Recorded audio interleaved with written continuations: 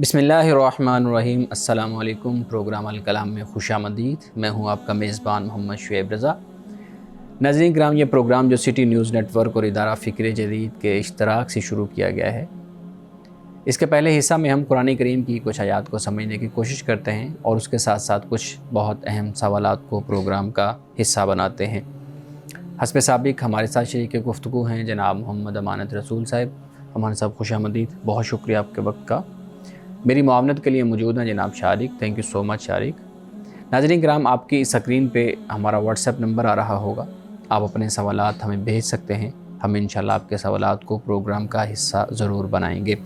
ہمارے صاحب، ہم گفتگو کر رہے تھے سورہ یاسین، اور سورہ یاسین میں ہم نے آیت نمبر 32 جو ہے وہاں تک اپنی گفتگو مکمل کر لی تھی۔ 33 نمبر آیت سے شروع کرنا، اپنی گفتگو کا آغاز کیجیے گا۔ بسم اللہ الرحمن الرحیم۔ وآیۃ لہم الارض المیتہ، اور ایک نشانی ان کے لیے مردہ زمین ہے، یعنی ایسی زمین کہ جو مردہ ہے۔ اب چونکہ پہلے جو بیان ہو چکا وہ یہ ہے کہ اللہ سبحانہ و تعالیٰ نے اپنی وحی کو بیان کیا، انبیاء علیہ السلام کا ذکر ہوا، اور جو کفار ہیں ان کو جنت جہنم کے بارے میں، عذاب کے بارے میں یہ بیان کر دیا۔ اب اس کے بعد زمین پر جو نشانیاں ہیں اللہ کے وجود کی، در حقیقت جو قرآن کا موضوع ہے، جو قرآن جواب دیتا ہے، جو کفار ہیں یہ آخرت کا بھی انکار کرتے تھے۔ صحیح، ٹھیک۔ تو اس کو بھی قرآن مجید نے اکثر مقامات پر موضوع بنایا ہے۔ یعنی اب یہ جو فرمایا نا کہ ایک نشانی ان کے لیے مردہ زمین ہے، اب اس مردہ زمین کو اللہ فرماتا ہے کہ احییناہا، کہ ہم نے اس کو پھر زندہ کیا۔ واخرجنا منہا حبا فمنہ یاکلون، اور ہم نے پھر اس سے غلہ نکالا، فمنہ یاکلون، اس سے پھر یہ کھاتے ہیں۔ اب یہاں پر جو زمین کا معاملہ ہے، اسے اللہ نے زندگی اور موت اور آخرت، اس پر اللہ نے اس کو دلیل بنایا ہے۔ یعنی زمین مردہ ہوتی ہے، ٹھیک ہے، تو بارش ہوتی ہے، سورج کی جو روشنی ہے وہ اس کو ملتی ہے تو یہ زندہ ہو جاتی ہے۔ صحیح، اس میں سے بیج پھر نکلتا ہے، پھر پودا بنتا ہے۔ ہاں، ہم ڈالتے ہیں پھر زمین میں، تو پھر بیج جو ہے وہ پودا کی صورت، یعنی زمین پھٹتی ہے اور پھر اس سے خوراک حاصل ہوتی ہے، گویا کہ ایک مردہ چیز جو ہے وہ زندہ ہو رہی ہے۔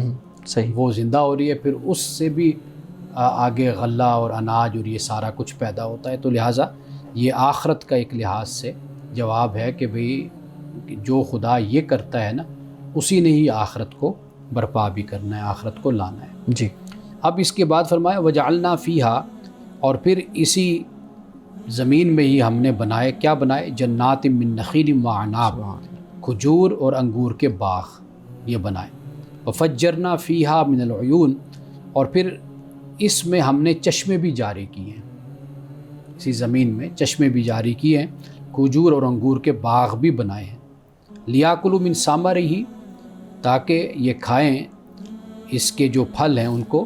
وما عملتہ ایدیہم، یہ مقام بہت توجہ طلب ہے، فرمایا کہ اسے ان کے ہاتھوں نے نہیں بنایا۔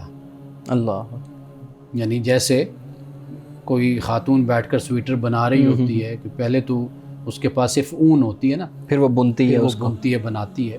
تو ان انسانوں نے بیٹھ کر یہ سیب، یہ کھجور، یہ پھل، یہ باغات، چشمے، یہ چشمے، یہ انہوں نے کوئی خود بیٹھ کر انہوں نے نہیں بنائے، انہوں نے ایک پروسیجر ہے جو ان کو بتایا گیا، سمجھایا گیا، انہوں نے اس پر عمل کر دیا، اور پھر اللہ رب العزت اس پہ پھل لگایا۔ بارش بھی اللہ نے برسائی، سورج بھی اللہ کا ہے جو اس کی تپش سے زمین جو ان سے وہ زندہ ہو جاتی ہے، اس کی روشنی سے، وہ بھی ہو گیا۔ اب یہ سب کچھ اللہ نے اہتمام کیا۔ اب اس کے بعد پھر بیج ڈالا انہوں نے۔ اچھا، وہ جو بیج ہے اس میں بھی جو صلاحیت ہوتی ہے وہ بھی خدا تعالیٰ پیدا کر دیتا ہے۔ بالکل۔ اور پھر آپ یہ بھی دیکھیے کہ اس میں نر اور مادہ کی جو صورت بن جاتی ہے، وہ بھی آپ دیکھیے کہ وہ بھی، یعنی اللہ اس صلاحیت کو پیدا کرتا ہے اور یہ بتاتا ہے کہ یہ مادہ ہے اور یہ نر ہے، یہ آپس میں ملیں گے، پیوند کاری ہوگی، تو پھر ایک نیا پودا، تو پھر ایک نئی چیز وجود میں آئے گی۔ صحیح۔ اب یہاں پر اللہ نے یہ جو الفاظ ہیں نا، یہ کمال ہے۔ وما عملت ایدیہم، کہ ان کے ہاتھوں کا کچھ کیا ہوا یہ نہیں ہے کہ انہوں نے بھی بیٹھ کے کچھ بنایا ہو. افلا یشکرون، تو فرمایا کیا یہ شکر نہیں کرتے؟ اب شکر گزاری کے لیے میں عرض کروں گا کہ 3 باتیں ہوتی ہیں. جی جی. یعنی ایک ہوتا ہے کہ اللہ سبحانہ و تعالیٰ کے حق کو پہچاننا، اللہ کے حق کو پہچاننا، اللہ کے حق کو پہچاننا. صحیح. دوسرا ہوتا ہے کہ اللہ کے حق کا اعتراف، پہچان کے بعد اعتراف ہوتا ہے، ایکنالج کرنا. تیسری بات یہ ہوتی ہے کہ اللہ کا حق جو ہے وہ یہ ہے کہ پھر اللہ سبحانہ و تعالیٰ کے حق کو ماننا، اعتراف کرنا اور پھر اس کے مطابق زندگی کو گزارنا، لے کر چلنا پھر اس کو. تو یہ 3 باتیں ہیں، یہ شکر گزاری کے تابع ہوتی ہیں.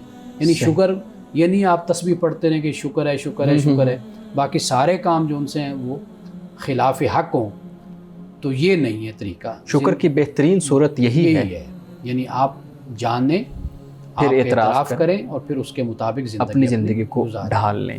بہت اہم آپ نے بات کی ہے. اچھا یہ آپ بتائیے گا کہ ہمارے ہاں یہ بھی اعتراض کیا جاتا ہے کہ اللہ رب العزت تو بے نیاز ہے ان چیزوں سے، شکر سے اور پھر تعریف سے اور ان ساری چیزوں سے اللہ رب العزت بے نیاز ہے. اس کو کیا ضرورت ہے تعریف کی اور تسبیح کی؟ اگر وہ کامل ہے اور بے نیاز ہے تو پھر اگر کوئی انسان شکر نہیں بھی کرتا تو اس کو اس سے کوئی فرق نہیں پڑنا چاہیے. دیکھیے بہت فرق پڑتا ہے، انسان کی نفسیات پر فرق پڑتا ہے، انسان کی شخصیت پر فرق پڑتا ہے. اب چھوٹی سی بات دیکھ لیجئے کہ آپ کسی کے ساتھ نیکی کرتے ہیں تو وہ آپ کو منہ سے تھینک یو نہیں کہتا تو آپ کہتے ہیں یہ دیکھو کتنا بدتمیز آدمی ہے. جی جی ٹھیک ہے نا. یعنی آپ نے اس کے ساتھ نیکی کی ہے چھوٹی سی، تھینک یو بولنا تو ہماری رسم بھی ہے نا ایک، کہ ہم بول دیتے ہیں کہ آپ کا بہت شکریہ. تو آپ یہ دیکھیے کہ اس کے نہ بولنے پر ہمیں کتنا برا لگتا ہے. بالکل صحیح. لیکن یہ تو 2 انسانوں کا معاملہ ہے نا. اب ہم بات کریں اللہ رب العزت کے ذات کی کہ اللہ رب العزت تو ان ساری چیزوں سے بے نیاز ہے، ان فیلنگ سے بھی بے نیاز ہے. جی دیکھیے اللہ کی بے نیازی اپنی جگہ پر وہ مسلم ہے، اس میں کوئی بھی شک نہیں ہے. لیکن کچھ انسان کی تربیت کے پہلو بھی تو ہوتے ہیں نا. انسان کو بھی تو یہ احساس دلانا ہے کہ جو تمہارے ساتھ نیکی کرتا ہے، اچھا کرتا ہے، تم اس کے ساتھ اچھا پیش آؤ، اس کے حق کو تسلیم کرو، اس کے حق کو مانو. آپ کی معاشرت اور اس معاشرت کی جو ایٹیکیٹس ہیں، آداب ہیں، وہ یہیں سے تو شروع ہوتے ہیں کہ آپ خدا کے حق کو پہچانیں گے، اس کا اعتراف کریں گے، اس کو مانیں گے، اس کی فرما برداری کریں گے، تو یہیں سے تو سارے معاملے کا آغاز ہوگا. آپ کی شخصیت جو دین پروان چڑھاتا ہے، اس شخصیت کے اندر شکر گزاری، عاجزی، انکساری، آپ کے اندر یہ جو خوبیاں پیدا ہونی ہے تو اس کا آغاز یہیں سے ہوتا ہے. صحیح. جی شاید ہمیں پھر یہ بھی سکھایا جاتا ہے کہ ہر حال میں شکر ادا کرنا چاہیے، چاہے کچھ بھی ہو جائے، چاہے آپ کو مالی تنگی ہے، مشکلات کا آپ شکار ہیں، آسانی اور مشکل دونوں میں. جی تو آپ کو ہر حال میں ہی جو ہے وہ اللہ کا شکر ادا کرنا ہے. تو یہ کیسے ممکن ہے کہ انسان مشکلات کے باوجود بھی اللہ کا شکر ادا کرے؟ کیونکہ آپ بتا رہے ہیں کہ جو شکر ہے وہ ایک رسپانس ہے، نیچرل رسپانس ہے. تو انسان کے لیے کیسے آسان ہے؟ دیکھیے انسان کے بارے میں قرآن مجید نے جو تعارف کروایا وہ حلوہ کے الفاظ بھی آتے ہیں قرآن میں. دوبارہ دہرائیے گا. حلوہ. ہاں ٹھیک ہے. ان الانسان خلق حلوہ. حلوہ صحیح. ہم حلوہ کا ترجمہ سید مودودی نے تھوڑ دلا جو ہوتا ہے نا، چھوٹے دل والا، چھوٹے دل والا، صحیح. یہ بھی انسان کی ایک بات قرآن پاک نے بیان کی ہے. یعنی اس کی شخصیت کا ایک پہلو یہ بیان کیا ہے. اس کا آگے جو قرآن نے کہا وہ پھر اس کی تفسیر بھی ہو گئی. اذا مسہ الشر جزوعا و اذا مسہ الخیر منوعا، کہ جب اس کو کوئی تکلیف پہنچتی ہے تو جزا و فضا، شور شرابہ کرتا ہے، میں مر گیا، میں مر گیا، صبر نہیں کرتا. اور جب اس کو کوئی خیر مل جاتی ہے، مال و دولت مل گئی، صحت میں کچھ مل گیا، پھر اس کو اپنے پاس روک لیتا ہے، بخیل بن جاتا ہے. صحیح. پھر یہ نہیں کرتا کہ اپنے مال میں، دولت میں، اپنے عہدہ و منصب دوسروں کو بھی شریک کرے، ان کا حق ان کو دے. پھر یہ بھی نہیں کرتا انسان. لیکن آگے اللہ تعالیٰ نے پھر استثناء بڑی تفصیل کے ساتھ بیان کیا ہے کہ جو مسلین ہیں، نماز ادا کرتے ہیں پابندی کے ساتھ، جو یتیموں کا حق ہوتا ہے وہ ان کو دیتے ہیں، اپنی عزتوں کی حفاظت کرتے ہیں. یہ پھر آگے اللہ تعالیٰ نے وہ سارا بیان کیا ہے. لیکن قرآن مجید نے تھوڑ دلا انسان کو کہا ہے. ہمارا معاملہ یہ ہے کہ دیکھیں اللہ کا کتنا شکر ہے کہ ہم صحت مند ہیں، اللہ نے ہمیں آنکھیں دی ہیں، کان دی ہیں، زبان دی ہے، سونگنے کی صلاحیت ہمیں دی. کئی لوگوں کی یہ سونگنے کی صلاحیت ماری جاتی ہے، بالکل سونگ نہیں سکتے، کوئی اور حص نہیں ہوتی ان کے اندر. اچھا چل نہیں سکتے، لوگ ویل چیئر پر ہوتے ہیں، بیڈ پر لیٹے ہوئے بیٹھ نہیں سکتے، کتنے مسائل ہوتے ہیں.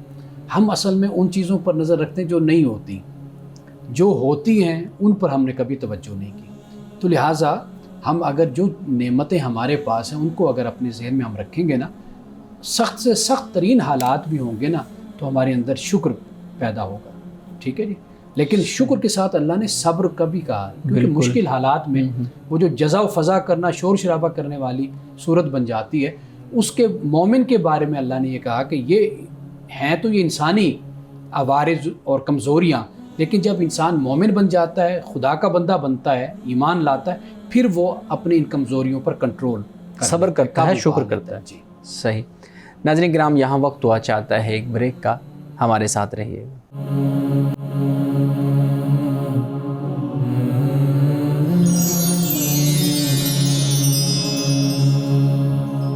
پروگرام میں ایک دفعہ پھر خوش آمدید.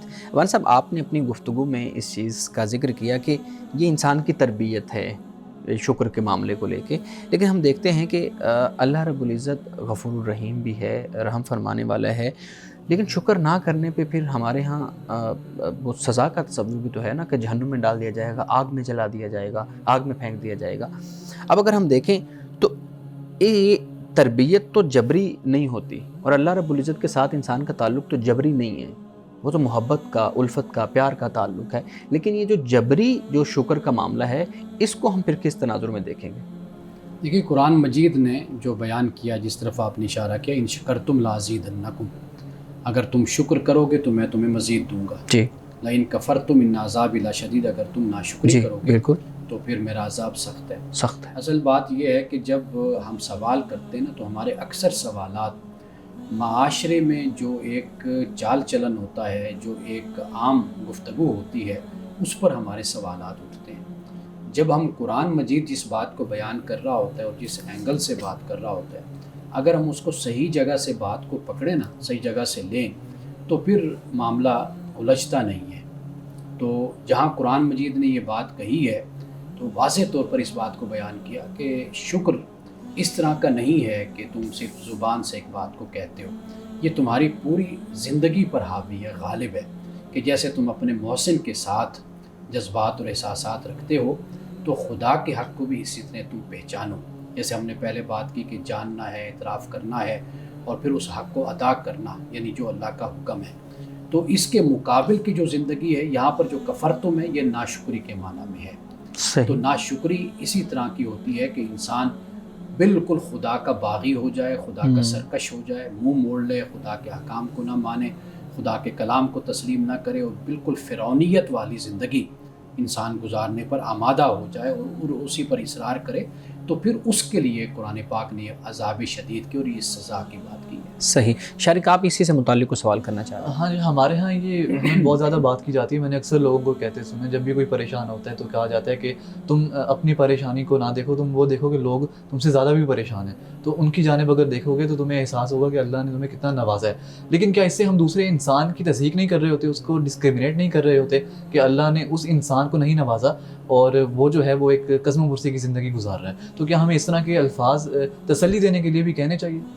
دیکھیے، یہ ایک انسانی نفسیات ہے کہ انسان جب اپنے سے دیکھتا ہے کسی کو کم، تو اس سے انسان کو اس بات کا شکر پیدا ہوتا ہے کہ بھائی یہ جو چیز ہے یہ میرے پاس ہے. یعنی مثال کے طور پر جیسے میں نے ابھی مثال دی کہ صحت ہے، بہت سے لوگ ہیں وہ اس طرح آزمائے گئے ہیں کہ وہ کسی مشکل میں ہیں، کسی مرض میں ہیں، کسی بیماری میں ہیں، ان کے لیے وہ امتحان ہے. جی.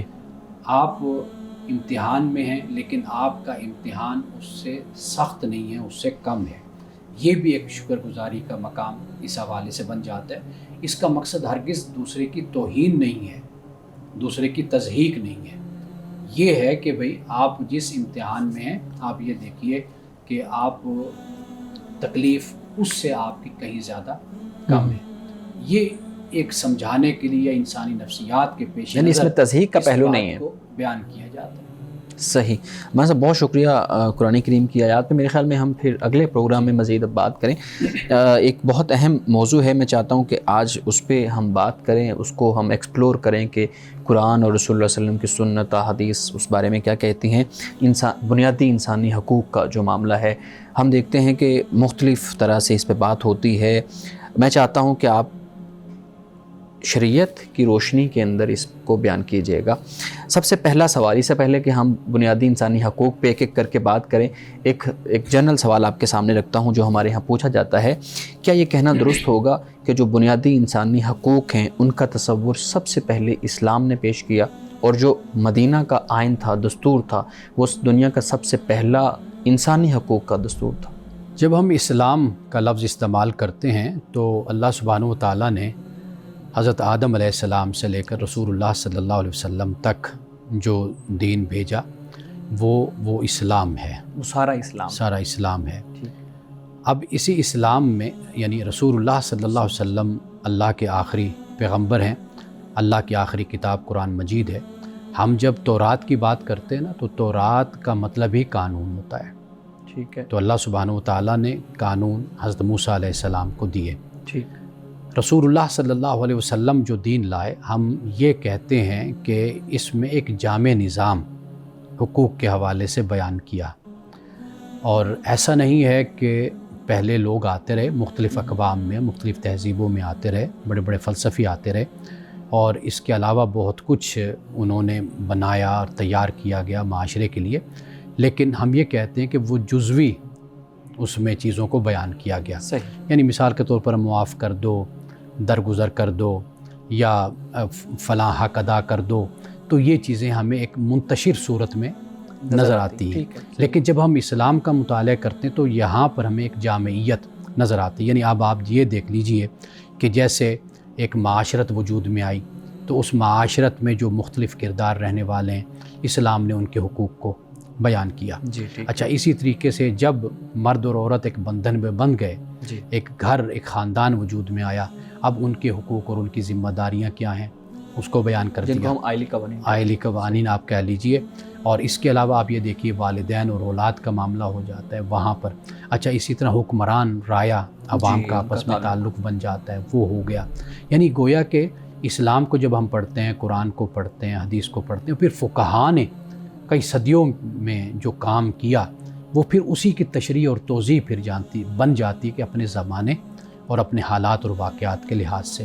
تو لہٰذا ہم یہ نہیں کہہ سکتے کہ انسانیت بالکل ہی بانجھ تھی یا بالکل اس سے محروم تھی. وہ جزوی طور پر ایسا کام کرتے رہے، یعنی فلاسفر بھی کرتے رہے اور اس وقت کے اپنے اپنے جو بڑے ذہن تھے وہ کام کرتے رہے. لیکن یہ اللہ کا دین ہے، اللہ کا قرآن ہے کہ اس میں اللہ سبحانہ و تعالیٰ نے لوگوں کے جو حقوق ہیں، ذمہ داریاں ہیں انسانوں کی، وہ ان کی جو بنیادیں ہیں اس کو قرآن پاک نے بیان کر دیا. صحیح. جی شارق. انسانی حقوق کے متعلق یہ کہا جاتا ہے کہ یہ تصور انسان نے خود تخلیق کیا، یہ فطرت میں موجود نہیں ہے. لیکن جو اسلام میں انسانی حقوق کے قوانین ہیں ان کے متعلق کہا جاتا ہے کہ اللہ نے تخلیق کیے ہیں. تو یہ کانٹرڈکشن کو ہم کیسے سمجھیں کہ ایک طرف انسانوں نے خود یہ حقوق بنائے ہیں، لیکن دوسری جانب کہا جاتا ہے کہ اللہ نے اسلام میں حقوق بنائے ہیں، تو فطرت میں تو نہیں ہے. دیکھیے، فطرت اس کا تقاضا کرتی ہے کہ اس کا تعین ہونا چاہیے کہ میری ذمہ داری کیا ہے، آپ کی ذمہ داری کیا ہے، اور آپ کا مجھ پر حق کیا ہے اور میرا آپ پر حق کیا ہے. یہ بالکل انسانی فطرت کے عین مطابق ہے. اگر جہاں پر اس طرح کی صورت نہیں ہوتی تو وہاں پر پھر ایک طوائف الملوکی جس کو کہا جاتا ہے کہ انتشار کا معاشرہ ہوتا ہے، وہاں پر قتل و غارت ہوتی ہے اور آپس میں جھگڑے ہوتے ہیں. پھر جس کا جتنا زور بنتا ہے، طاقت بنتی ہے، وہ اتنا حق لے کر بھاگ جاتا ہے. ایک بات. دوسری بات جو آپ نے کہی نا کہ آپ اس کو اس طرح سمجھیے کہ اللہ سبحانہ و تعالیٰ نے جب حقوق کا تعین کر دیا، بنیادی حقوق، اور یہ وضاحت کر دی، یہ اسلام اور دین میں یہ ثابت ہیں اور آفاقی ہیں. اس میں کسی قسم کا کوئی تبدل اور تغیر نہیں ہو سکتا. اگر اس چیز کو ہم انسان پر چھوڑ دیتے نا، یا اللہ چھوڑ دیتا انسان پر، تو پھر انسان اپنی مرضی سے اس کی تشریح کرتا ہے اور پھر اپنی مرضی سے معاملات کو لے کر چلتا ہے. تو ہمارے لیے یہ سب سے بڑی نعمت ہے کہ اللہ تعالیٰ نے انسانوں کے جو حقوق ہیں ان کا تعین کر کے ہمیں بتا دیا ہے. صحیح. ناظرین کرام، یہاں وقت ہوا چاہتا ہے ایک بریک کا، ہمارے ساتھ رہیے گا.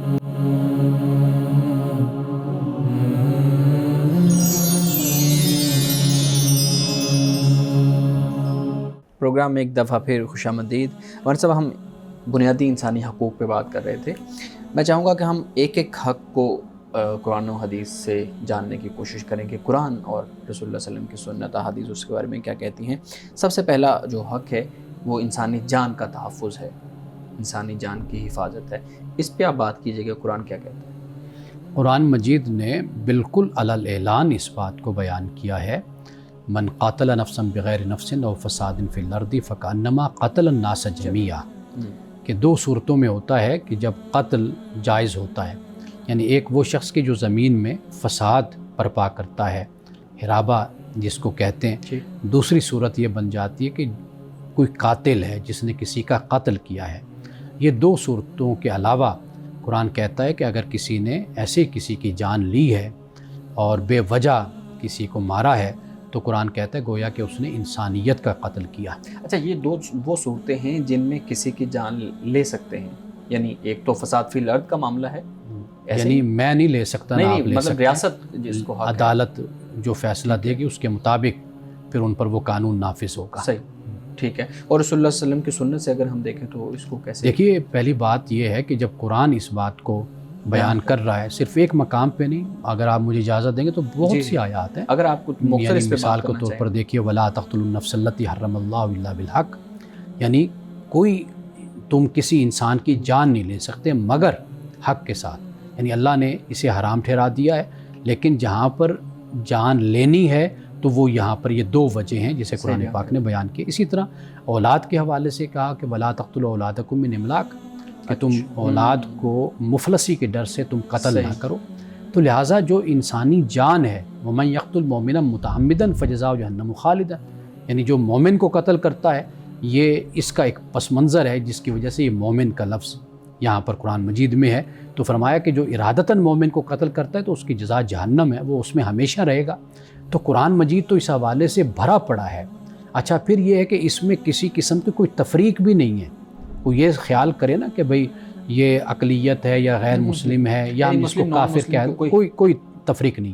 قرآن پاک نے نفس کا لفظ استعمال کیا، جان، یعنی جو جان ہے، تو یعنی اب جب یہ جان ہے تو ہم اس پر آگے بھی بات کریں گے، کیونکہ پھر جو جانور ہوتے ہیں، حیوان ہوتے ہیں، ان کے بھی پھر حقوق قرآن مجید احادیث رسول صلی اللہ علیہ وسلم میں اس کو بیان کیا گیا ہے۔ تو قرآن مجید میں واضح طور پر ایک جگہ پہ نہیں، کئی جگہوں پر اس بات کو بیان کیا ہے کہ بھئی کسی انسان کی تم جان نہیں لے سکتے۔ دیکھیے، جانور کی بھی جان لی جاتی نا تو تکبیر پڑھی جاتی ہے، اللہ کا نام لیا جاتا ہے، اللہ کا نام۔ کیوں؟ اس لیے کہ ہم اپنے آپ کو یہ باور کراتے ہیں کہ اس کی جان لینے کی اجازت اگر خدا کی طرف سے نہ ہوتی تو میں نہ لیتا، تو میں اس لیے اللہ کا نام لے کر تکبیر پڑھ کے اس کو میں ذبح کر رہا ہوں، کیونکہ مجھے اس کے قتل کی ذبح کرنے کے اللہ نے اجازت دی ہے۔ تو یہاں تک یعنی اسلام اس بات کا ہمیں پابند کرتا ہے۔ بہت خوبصورت۔ شارق، آپ کو سوال کرنا چاہ رہے ہیں؟ ہاں جی، اسی کے متعلق مغرب میں جو انسانی حقوق ہیں ان میں انسان کو بہت زیادہ اہمیت دی گئی ہے، اس حد تک دی گئی ہے کہ جو مجرم ہیں ان کے بھی انسانی حقوق ہیں۔ لیکن اسلام میں، شریعت کی اگر ہم بات کریں تو اسلام میں جو انسانی حقوق ہیں ان میں مجرموں کی سزائیں اتنی سخت کیوں ہیں؟ یعنی کہ سنسار کی بھی سزا ہے، گردن اتارنے کی سزا ہے، اور جیسے آپ نے بتایا کہ قصاص کی بھی اس میں جو ہے عنصر ہے وہ بھی شامل ہے، تو ایسا کیوں ہے؟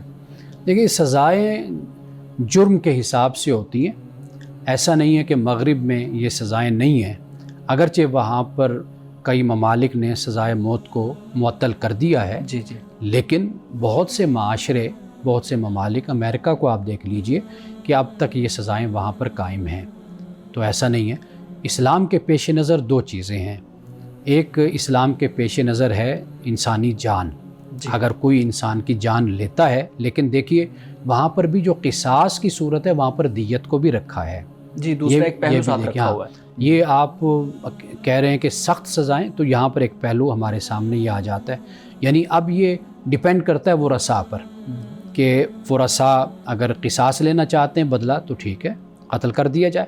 اگر کوئی دیت کے معاملہ، یہ اب دیکھیں اس میں کتنی بڑی حکمت ہے کہ دیت کی ایک صورت سامنے رکھ دی، کیونکہ جو جانے والا تھا وہ تو چلا گیا، کیوں نہ اس کے جانے کے بعد اگر ورثاء دیکھتے ہیں مالی حوالے سے، اگر ان کو ضرورت ہے، کوئی مسائل ہیں تو چلیں وہ اس طریقے سے اس مشکل کو اور اس مسئلے کو اپنے حل کر سکتے ہیں۔ ہو سکتا ہے گھر کا سربراہ ہاں۔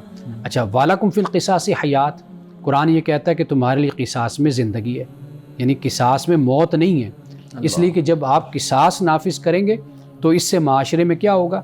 معاشرے میں قتل و غارت کم ہو جائے گی، اس لیے کہ جب آپ دوسرے کو پتہ ہو نا کہ بھئی قانون مجھ پہ ہاتھ نہیں ڈال سکتا. آپ دیکھیے ہمارے ہاں لا قانونیت کس وجہ سے ہے؟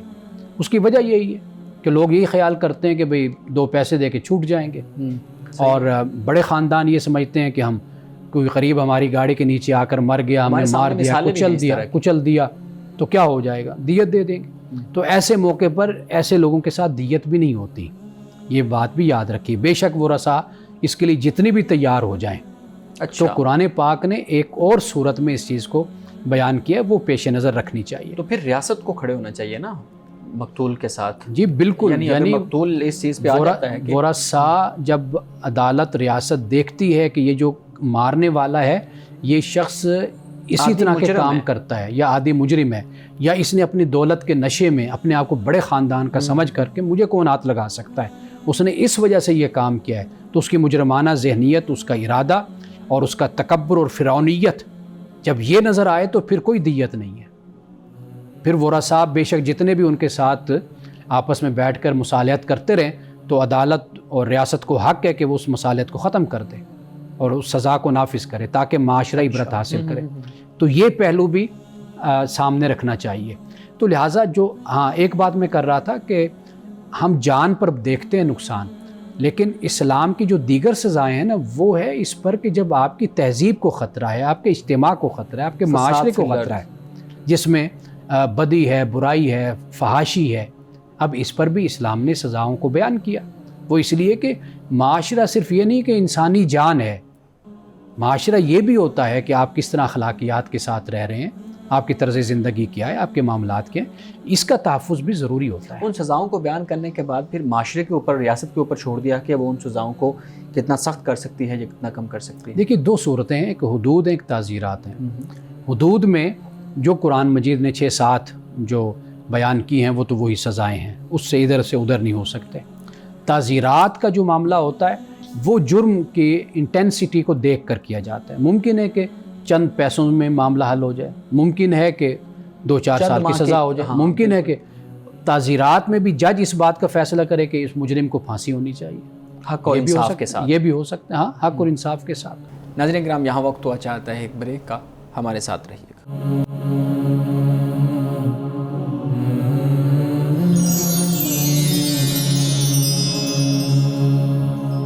پروگرام میں ایک دفعہ پھر خوش آمدید.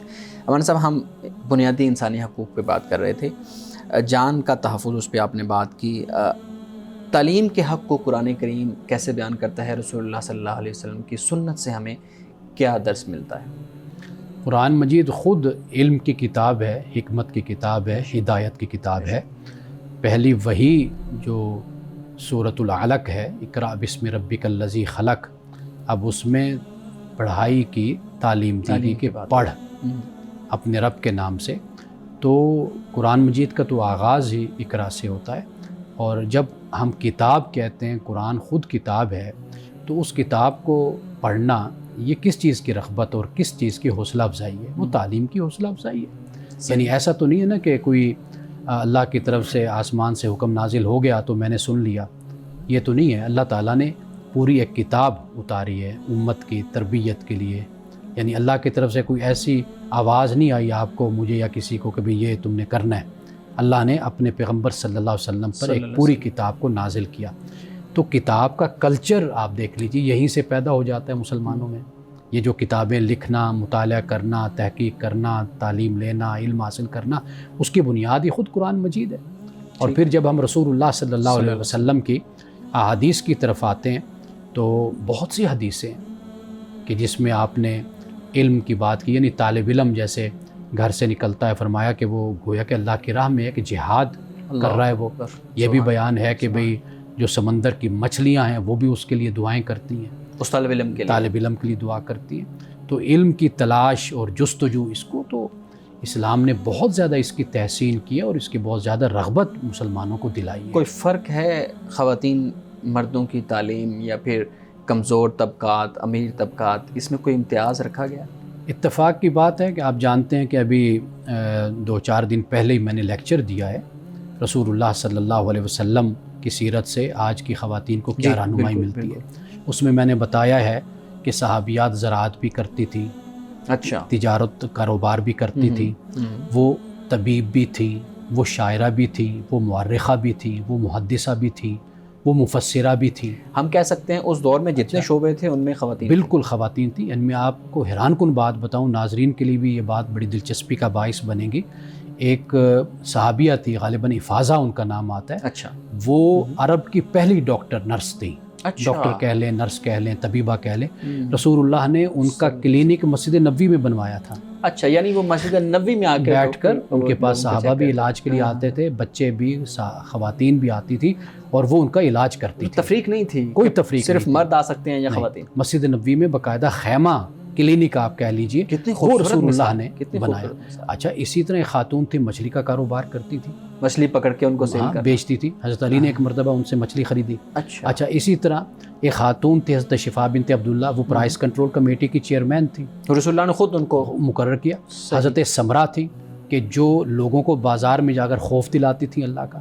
اچھا، ایک خاتون وہ بھی ہے جن کا نام نصیبہ آتا ہے، وہ رسول اللہ کے آس پاس جنگ میں لڑتی تھی، یعنی وہ ایک غازی کی طرح یا پھر فوجی کی طرح، مجاہد کی طرح آس پاس رسول اللہ کے وہ لڑا کرتی تھی، کافروں کو قتل کرتی تھی، مارتی تھی۔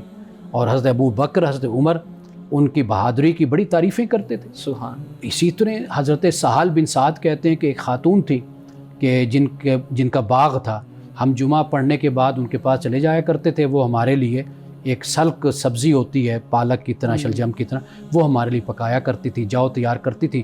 ہر جمعے ہم جمعہ پڑھ کر ان کے پاس جاتے تھے۔